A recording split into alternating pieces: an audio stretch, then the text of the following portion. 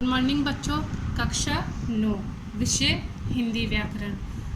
आज का अपना शीर्षक है सर्वनाम। सर्वनाम किसे कहते हैं? संज्ञा के स्थान पर प्रयोग किए जाने वाले शब्दों को सर्वनाम कहते हैं।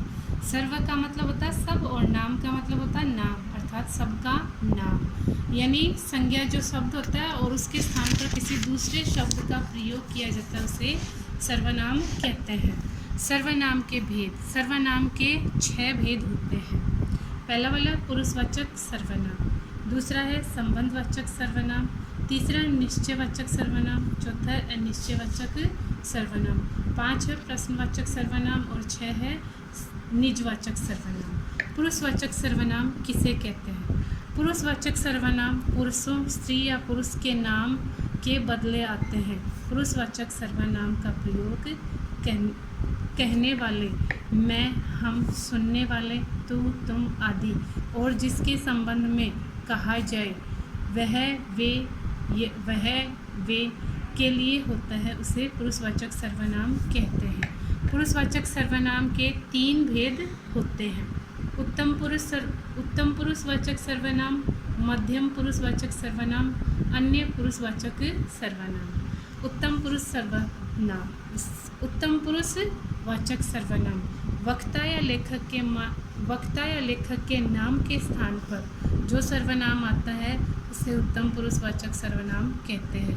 जैसे मैं, हम। जिन सर्वनाम शब्दों का प्रयोग स्वयं के लिए किया जाता है उसे उत्तम पुरुषवाचक सर्वनाम कहते हैं। मध्यम पुरुषवाचक सर्वनाम श्रोता या पाठक के नाम के स्थान पर जो सर्वनाम आता है उसे मध्यम पुरुष सर्वनाम कहते हैं। जैसे तू, तुम आदि, अर्थात सामने वाले के लिए जिन सर्वनाम शब्दों का प्रयोग किया जाता है उसे मध्यम पुरुष सर्वनाम कहा जाता है।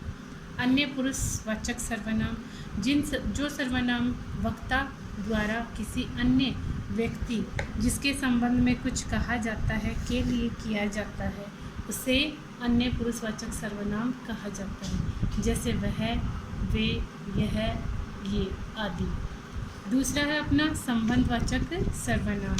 जिन सर्वनाम शब्दों से वाक्य में किसी दूसरे सर्वनाम से संबंध स्थापित किया जाए उसे संबंधवाचक सर्वनाम कहते हैं। जैसे जो, सो। वह कौन है जो पड़ा रो रहा है, यानी यहाँ पर इस वाक्य में जो से पता चल रहा है वह कौन है जो पड़ा रो रहा है। वह जो न करे सो थोड़ा आदि शब्दों से पता चलता है। तीसरा है निश्चयवाचक सर्वनाम। जिन सर्वनाम द्वारा किसी निश्चित वस्तु या व्यक्ति की ओर संकेत किया जाता है उसे निश्चयवाचक सर्वनाम कहते हैं। जैसे यह, ये, वह, वे। उदाहरणतः पास की वस्तु के लिए यह कोई नया काम नहीं है। दूर की वस्तु के लिए रोटी मत खाओ क्योंकि वह जली है। यह अच्छा है, वह नहीं आदि। चौथा है अनिश्चयवाचक सर्वनाम। जिन सर्वनाम से किसी निश्चित वस्तु का बोध न हो उसे अनिश्चयवाचक सर्वनाम कहते हैं। जैसे कोई, कुछ, थोड़ा आदि।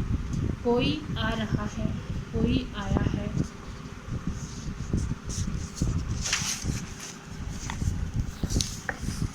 प्रश्नवाचक सर्वनाम।